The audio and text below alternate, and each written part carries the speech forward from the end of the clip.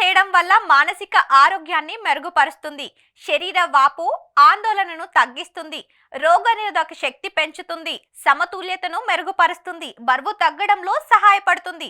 Meditation, yoga చేయడం ద్వారా జీర్ణ వ్యవస్థకు సంబంధించిన సమస్యలు తగ్గుతాయి. కానీ మీరు హార్ట్ పేషెంట్ అయితే మీరు కొన్ని యోగాసనాలు చేయకూడదు, లేకుంటే గుండె సంబంధిత ప్రమాదాలు పెరిగే అవకాశం ఉందని నిపుణులు సూచిస్తున్నారు. హాలాసనం, గుండె రోగులు హాలాసనం చేయకూడదు, ఎందుకంటే ఇది మీ గుండెపై అదనపు ఒత్తిడిని కలిగిస్తుంది. ఇది రక్త ప్రసరణ రివర్స్ ప్రవాహాన్ని సృష్టిస్తుంది. ఇది గుండెకు హానికరం. చక్రాసనం, ఈ ఆసనం మీ శరీరాన్ని ఫ్లెక్సిబుల్ గా మార్చుతుంది, కానీ గుండె రోగులకు మంచిది కాదు. ఇది గుండెపై కూడా ప్రతికూల ప్రభావం చూపుతుంది. ఇది ఇతర గుండె సంబంధిత సమస్యల ప్రమాదాన్ని పెంచుతుంది. సర్వాంగాసనం, ఈ ఆసనం గుండె రోగులకు మంచిది కాదు.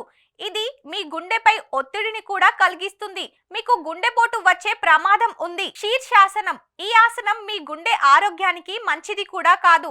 ఈ ఆసనం మీ రక్తపోటును త్వరగా పెంచుతుంది, దీని కారణంగా తలలో రక్తం పేరుకుపోతుంది. కపాలభతి, ఈ ఆసనం గుండె జబ్బులకు కూడా మంచిది కాదు. కపాలభతి అధ్యాసనం గుండె రోగులకు హానికరం, ఇది అధిక రక్తపోటు ప్రమాదాన్ని కూడా పెంచుతుంది.